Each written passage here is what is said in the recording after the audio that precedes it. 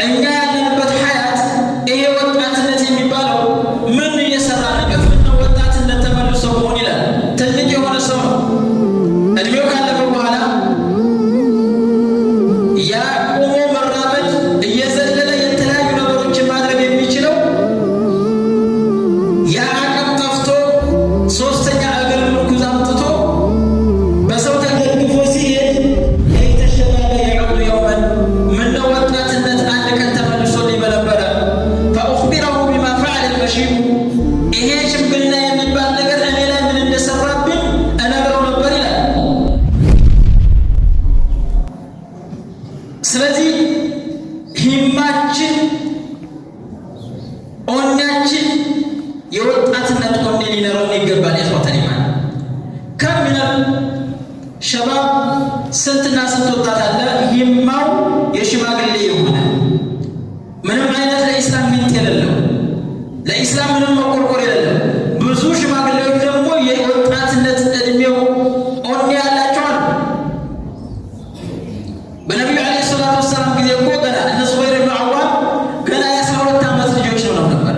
በነቢዩ ዓለይሂ ሰላቱ ወሰላም የሚሰራውን ደባ ለመመከት የሚጥሩት ዙበይር ብን አዋም የውም ሚነል አያም ከዓባ አጠገብ ተደግፎ ይባላል።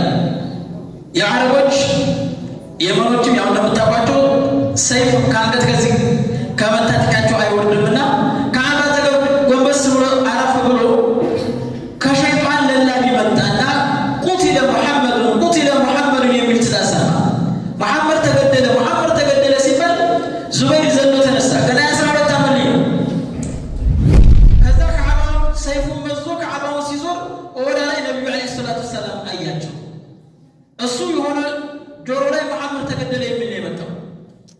ከዛ ሩጦ ነቢዩ ዓለይሂ ሰላቱ ወሰላም ዘንድ ሄደና ተደፍቶ አለቀሰባቸው። ሙላ ነው አሉት። ገና ህፃን ነኝ የ12 ዓመት ፈከበ ዓለይህ ነቢዩ ዓለይሂ ሰላቱ ወሰላም ላይ ተደፋባቸው።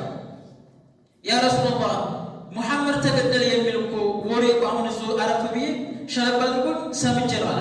ወላሂ አንተን ፊት ለፊት ካላገኝ በፊት ቁረይሾችን ፊት ለፊት አግኝቻቸው ከሆነ አላህ እኔና እነሱ መካከል የሚሰራውን እኔ ነበርኩ የማውቀው አለ። ገና 12 ዓመት ላይ ነው።